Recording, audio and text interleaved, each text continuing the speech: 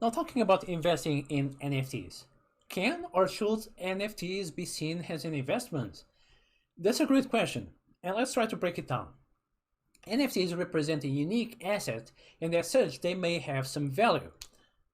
The value of an asset, such as art, is sometimes abstract, but the value is usually corresponds to whatever people believe it's worth and what people are willing to pay for it, right?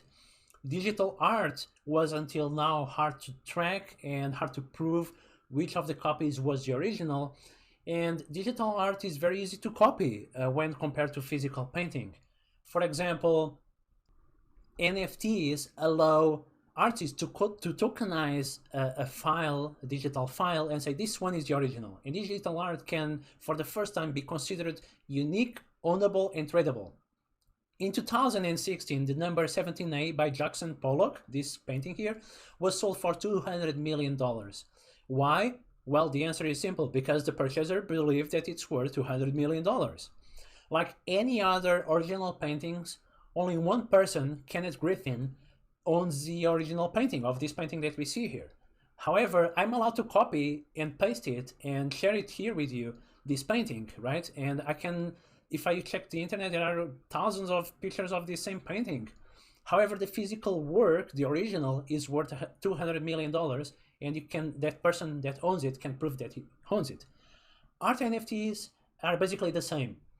The NFTs can represent artwork and the ownership of this artwork, and NFTs can be both represent digital work or physical art. Digital art seems more straightforward for the NFTs, but any physical asset can also be represented by NFTs.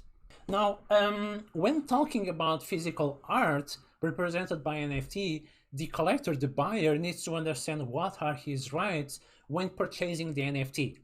Although the market is very new and there are usually a few options to digitize physical artwork, there are like kind of three ways the digital art can be represented.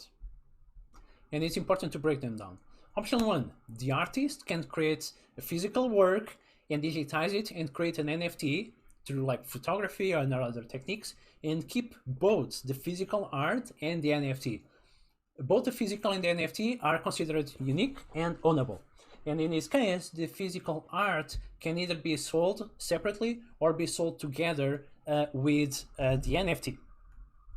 And then we may have option two, digitize the artwork and destroy the physical artwork. It may make sense eventually to destroy the physical artwork in order to make the NFT totally unique.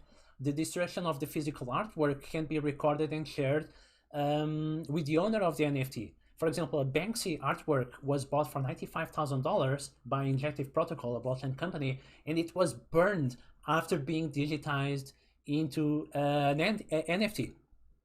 And the physical work can eventually be seen as the means or a tool to create the digital NFT. And thus, it may make sense to destroy it in order to have the final NFT as a unique asset. Which leads us to option three. In option three, we treat the physical artwork as just a tool for the tokenization process. We don't sell the physical artwork, but only the NFT, which is considered the final version of the artwork. In some cases, when an NFT is created from a physical artwork, the NFT ends up being worth even more than the physical version, which is also an interesting phenomenon. Regarding the value of an NFT, it is related to the perceived value of the artist. It's just like any other artwork. And it's related to the perceived value of the artwork itself and the supply demand for it. Before buying an NFT, you need to make sure that you understand that that NFT is unique and that the NFT is part of a limited edition or not, and how many NFTs there are for that digital artwork, because eventually the artist may issue a few of them. And it's important to understand the trends, and you can check different marketplaces like OpenSea and check the price trends and a lot of useful information that I can actually share it with you now. Let me open here.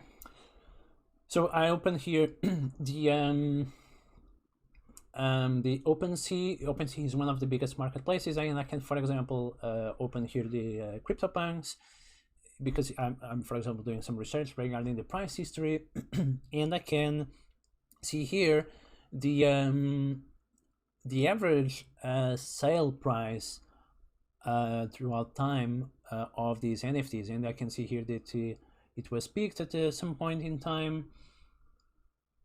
Yeah, but you can see here and do research and understand that actually there is some perceived value for these digital assets.